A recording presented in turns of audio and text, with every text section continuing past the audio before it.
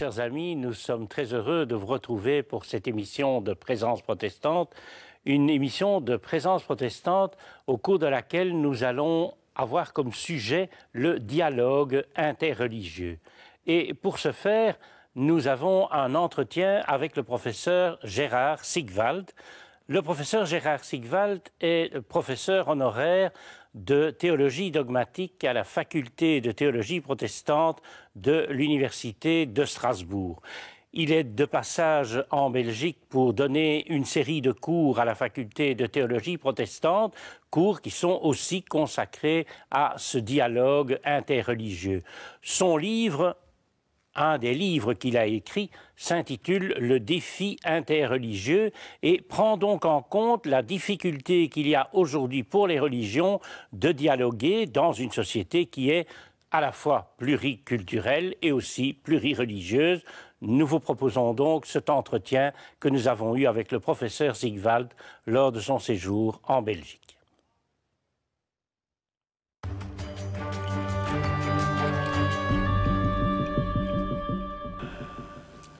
Professeur, un grand merci d'avoir accepté notre invitation. Alors le thème de notre émission aujourd'hui, ce sera le défi interreligieux, le titre d'un de vos ouvrages. Et tout de suite, je voudrais vous poser une première question. En fait, les églises n'occupent plus aujourd'hui une place prépondérante ou la place dominante dans nos sociétés. C'est un constat qui est important pour la suite de votre réflexion. Effectivement, la société est devenue une société plurireligieuse. Dans le temps, encore dans mon enfance, il y avait, dans le village de ma naissance, il y avait deux clochers, un clocher catholique et un clocher protestant. Les musulmans n'existaient pas. Il y avait des juifs, c'était avant la Deuxième Guerre mondiale, donc avant l'extermination par les nazis des juifs, mais la pluralité religieuse se limitait à ces quelques religions. Et aujourd'hui, la situation est tout à fait différente. Il y a une régression des églises chrétiennes, une régression très forte. Nos églises se vident, aussi bien les églises protestantes que les églises catholiques, même s'il y a des différences d'un lieu à l'autre. Et il y a une forte proportion de musulmans. Il y a des bouddhistes qui ont aussi une importance, un rayonnement important dans notre société. Il y a d'autres religions qui sont présentes et ça a changé du tout au tout le paysage religieux de nos sociétés. Oui, alors dans cette société occidentale, qui donc anciennement, comme vous le dites, était chrétienne, maintenant les racines chrétiennes sont de moins en moins connues, de moins en moins de personnes y adhèrent. Et là aussi, il y a un problème qui se pose, c'est on va, du fait de l'implantation de ces nouvelles religions, on va vers une société qui sera, dans le futur, de plus en plus pluriculturelle et plurireligieuse. Et donc, qu'est-ce que ça veut dire au niveau de la définition de ce qu'est une religion aujourd'hui, finalement ? Alors il faut préciser aussi qu'il n'y a pas seulement les religions, celles que nous avons énumérées, il y a aussi la religiosité, c'est-à-dire l'absence de religion, il y a l'indifférence religieuse, il y a l'agnosticisme, il y a l'athéisme. Toutes ces mouvances ont leur place dans la société de la même manière que les religions. Et pour les religions, et en particulier maintenant pour la religion chrétienne, c'est un défi considérable que cette pluralité religieuse, comment est-ce qu'en tant que chrétiens, nous nous situons face à cette situation tout à fait nouvelle, et comment est-ce que nous l'appréhendons, et comment est-ce que nous y répondons d'un point de vue spirituel, c'est-à-dire sans simplement limiter la chose à des analyses sociologiques sur le changement qui intervient, mais comment nous appréhendons cette situation du point de vue de la foi. Oui, et alors je voulais aussi penser à cette idée qu'on trouve dans votre titre d'ailleurs, c'est le défi interreligieux. Ça veut donc dire que, contrairement à peut-être ce que certains pensent, ce dialogue interreligieux, il n'est pas toujours facile. On ne peut pas dire que ce soit un état de fait acquis. Ce n'est certainement pas un état de fait et d'une certaine façon, il faut se convertir à ce dialogue interreligieux parce qu'il faut accepter de sortir des cadres auxquels on est habitué. Et cela demande effectivement une attitude tout à fait nouvelle. Alors que dans le passé, c'est le christianisme qui avait pignon sur rue. Aujourd'hui, il faut partager le gâteau avec d'autres religions. Et cela implique d'abord une acceptation de cette nouvelle situation. Il y a un certain nombre de chrétiens qui ne l'acceptent pas et qui alors se replient sur eux-mêmes, qui veulent maintenir un état de fait qui a existé, qui se tournent nostalgiquement vers un passé, mais qui n'existe plus. D'autres tombent dans l'agressivité. Ils voient dans ces religions qui émergent des menaces pour la place du christianisme. Donc il faut une attitude intérieure d'ouverture, d'accueil de cette nouveauté, d'accueil de l'autre, d'accueil à travers l'autre, les autres religions, d'accueil de l'autre avec un grand A. Comment Dieu est-il présent dans cette situation nouvelle? Oui, et alors le point qui est peut-être le point le plus important et le point qui fait une tension qui à certains moments est paradoxale, c'est que chaque domaine, que ce soit le domaine spirituel ou le domaine public, a ses propres règles. Et il faut, à travers donc cette interreligiosité, il faut trouver des points de contact entre cette tension. Alors comment est-ce que vous arrivez à d'abord circoncire la question et ensuite quelles sont vos pistes de réponse à cela? Parce que finalement, le contexte religieux, souvent on dit c'est du privé. Ça ne doit pas déborder le privé. Mais on se rend bien compte que ça n'est pas le cas. Ce qui peut nous aider en la matière, et vous évoquez là la relation entre les religions vues globalement, l'Église chrétienne comprise, et puis la société et l'État.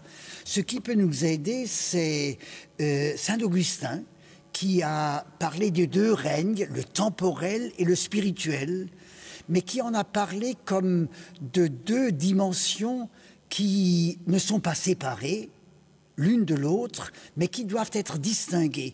Il y a le plan temporel, donc le plan de notre engagement dans le quotidien, de l'existence, dans la société, c'est ça le temporel, et il y a le spirituel qui a trait à notre relation à Dieu. Alors, pour beaucoup de nos contemporains, il y a une séparation de ces deux dimensions, mais en fait, il faut parler plutôt d'une distinction entre les deux parce que la relation à Dieu, le spirituel, influe évidemment aussi sur mon comportement dans le temporel. Il constitue la source de mon attitude, dans mon engagement dans le temporel. Alors il faut plutôt distinguer entre les deux que de parler de séparation. Et cela signifie donc que la relation entre le spirituel, le religieux, donc les religions d'une manière générale, et puis l'État, la société humaine, est une relation qui se définit par la conscience qu'il y a ces deux pôles, mais que ces deux pôles sont liés l'un à l'autre et sont réciproquement critiques, c'est-à-dire le temporel doit discerner par rapport au spirituel si le spirituel lui apporte quelque chose pour sa construction, et à l'inverse, le spirituel est en droit d'attendre du temporel qu'il fasse place aux questions qui lui sont propres, les questions de sens, les questions de salut, de justice. Oui. Et dans votre sous-titre, donc vous notez la religion chrétienne, les religions et la laïcité, la société laïque, oui. Et il y a entre ces trois pôles je dirais, des tensions qui doivent être évidemment résolues. Alors vous faites le pari, non pas de le traiter au point de vue simplement sociologique ou historique, mais vous posez en fait comme point de base la référence à Dieu. Dieu vient en quelque sorte percuter ces trois éléments. Alors expliquez-nous un peu comment vous conjuguez tout ça ensemble. J'essaye effectivement d'aborder cette nouvelle situation en théologien. Le théologien pose la question de Dieu. Et comment rendre compte de cette référence à Dieu face à cette situation nouvelle? Comment répondre de la foi chrétienne en l'occurrence, qui est la mienne? Je fais partie de la tradition judéo-chrétienne.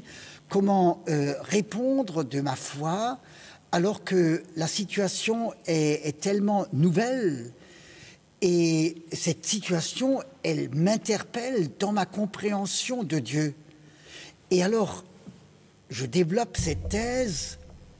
Cette situation nous oblige de rendre compte de notre foi en Dieu de telle manière que cette foi soit constructrice d'humanité, soit constructrice de toute l'humanité et ne soit pas destructrice d'humanité. Nous voyons bien que dans la tradition chrétienne, il y a eu des moments où la foi a conduit à des actes destructeurs de foi. L'Inquisition, pour donner cet exemple tout à fait classique. Et aujourd'hui, nous voyons, en particulier dans l'islam, dans la perversion de l'islam, qu'on appelle l'islamisme, qui est une instrumentalisation de la religion musulmane par une idéologie politique, nous voyons la portée destructrice que peut avoir une référence à Dieu. Et lorsque Dieu devient une potentialité de destruction, eh bien, il est renié comme Dieu. Il est une idolâtrisation par des représentations humaines de Dieu. Donc, la responsabilité de la théologie est de proclamer un Dieu qui est constructeur d'humanité, de toute l'humanité, et donc qui ne détruit pas l'humanité. Oui, ça va quand même un peu à contre-courant d'un absolu de Dieu qui a longtemps été le moteur de la prédication chrétienne. Je crois qu'il faut tenir compte de deux choses, à savoir que Dieu, pour le croyant, quel qu'il soit, est l'ultime, donc en ce sens, l'absolu. Mais Dieu, jamais, dans aucune religion, ni dans la religion juive, ni dans la religion chrétienne, ni dans la religion musulmane, donc des religions qui se réfèrent à Dieu, Dieu jamais ne se définit en lui-même indépendamment de l'œuvre qu'il a créée, donc indépendamment de sa création, indépendamment de l'univers et indépendamment de l'humanité. Dieu a une place entière pour le réel dont il est le créateur. Donc, absolutiser Dieu, comprendre Dieu comme un absolu en niant ce dont Dieu est l'auteur, dont il est le créateur, c'est renier Dieu. On idolâtre alors Dieu, on fait de Dieu le tout, alors que Dieu, le Dieu vivant, n'existe pas sans le réel dont il est l'auteur. Il y a dans toute religion cette polarité, ces deux réalités qui constituent une polarité, donc qui sont liées l'une à l'autre. Il y a la référence à l'ultime, à ce que philosophiquement on appelle la transcendance, théologiquement Dieu, et deuxièmement la référence à la totalité, au réel, pris comme tout. Oui, alors pour vous, et ça on le sent bien lorsqu'on lit votre ouvrage, pour vous, il y a un défi qui est clair, c'est que dans ce dialogue interreligieux, dans ce dialogue interculturel, il y a une véritable question qui est lancée à la théologie. Et cette question qui est lancée à la théologie, elle participe en quelque sorte à, je dirais, à trouver des solutions à un certain ébranlement de notre société occidentale, de notre civilisation occidentale.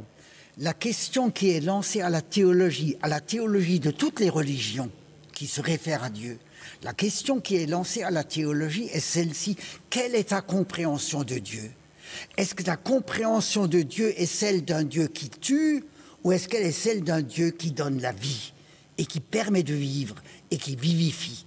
Je crois que c'est ça la question fondamentale. Donc c'est une question adressée à la théologie de toutes les religions. Et je me référerai là à un adage qui est vieux comme la théologie elle-même: la critique de la religion est nécessaire à sa vérité. La critique de la religion est nécessaire à sa vérité. Ce qui veut dire qu'il faut discerner dans notre compréhension de Dieu si c'est une compréhension qui construit l'être humain et toute l'humanité et notre environnement, ou si c'est au contraire une compréhension de Dieu qui détruit tout cela. Donc ce qui est en cause, c'est nos représentations de Dieu. Nos représentations de Dieu peuvent enfermer Dieu dans nos images mentales, alors que Dieu est au-delà de toutes nos représentations. Il est toujours au-delà, il est plus grand que nos représentations de lui. Oui, mais ça veut donc dire qu'il y a un statut bien particulier qu'il va falloir en quelque sorte redéfinir ou redonner à la théologie pour qu'elle puisse pleinement jouer son rôle dans une société et dans une civilisation qui est à la fois de plus en plus déchristianisée et qui est aussi une civilisation qui est de plus en plus pluriculturelle et plurireligieuse. Il y a un énorme travail de redéfinition du théologien. Je pense un nécessaire travail, oui, je dirais. Oui, oui. Je pense que cette situation nouvelle qui met nos compréhensions respectives de la foi à l'épreuve comporte une grande chance de nous dépouiller des représentations de Dieu qui enferment, qui ne permettent pas de respirer, qui ne permettent pas à l'humain d'advenir à lui-même, de s'accomplir. Cette chance consiste donc à dépasser des représentations qui étaient enfermantes, aliénantes, et à accéder à une nouvelle compréhension de Dieu, dans le sens d'une compréhension qui met l'être humain debout et qui lui permet de vivre dans cette situation nouvelle où l'altérité ou l'autre fait partie de notre univers, mais une altérité qui précisément, une diversité qui précisément, en limitant nos compréhensions, en nous interpellant de cette manière-là, nous appelle à dépasser les limites. Oui, et dans les religions de type monothéiste, les trois religions de type monothéiste, est-ce que, justement, on ne doit pas concevoir que chacun soit capable de se remettre totalement en question par rapport à l'image de Dieu qui est véhiculée par les deux autres formes de religion monothéistes? Dans le livre, je définis cette thèse: nous sommes les gardiens les uns des autres. Entre les trois religions monothéistes, mais cela vaut aussi pour d'autres religions. Nous sommes les gardiens les uns des autres, de notre compréhension, les gardiens de notre compréhension respective de Dieu. Est-ce que notre compréhension est une compréhension, je l'ai déjà dit, constructive d'humanité, de toute l'humanité, ou au contraire une compréhension destructrice de l'humanité, de toute l'humanité. Nous sommes les gardiens, c'est-à-dire les musulmans sont les gardiens de la compréhension chrétienne de Dieu, les chrétiens sont les gardiens de la compréhension musulmane de Dieu. Cela peut s'étendre au judaïsme et cela peut s'étendre à d'autres religions. Nous sommes placés les uns avec les autres pour nous aider à dépasser nos compréhensions qui sont enfermantes, qui sont oppressives, qui sont culpabilisantes, qui sont idolâtres, et à accéder à une compréhension de Dieu qui nous construit. Alors comment le christianisme, qui est quand même la religion, même si elle est minoritaire, elle est majoritaire au sein des minorités religieuses, comment le christianisme peut-il apprendre à gérer le fait de ne plus être, je dirais, la seule famille religieuse qui est en dialogue avec la société?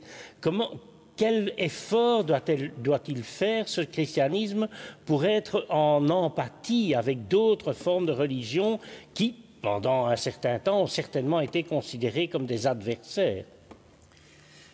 Votre question montre que le christianisme doit accepter de vivre une mort, de vivre la mort à une prétention d'être la seule religion.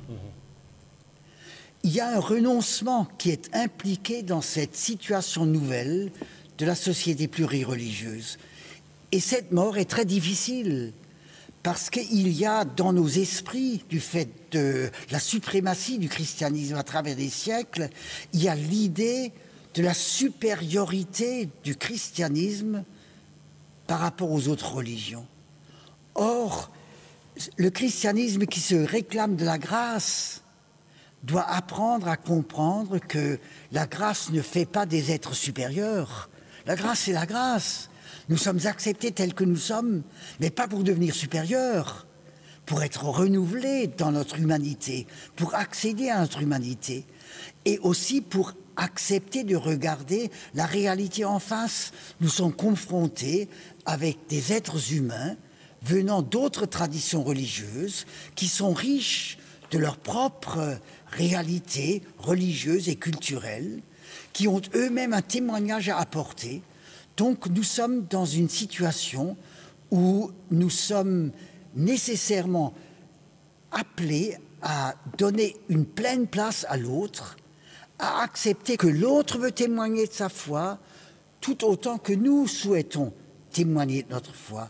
Nous devons donc apprendre à écouter l'autre, à dialoguer et à croître à travers ce dialogue vers une compréhension plus vraie, plus profonde de Dieu et de notre humanité. Eh bien, professeur, un grand merci pour toutes vos réponses. Je vous remercie. Eh bien, il me reste tout d'abord à prendre congé de vous et dans un deuxième temps, c'est avec plaisir que je vous fixe rendez-vous lors d'une de nos prochaines émissions de Présence protestante.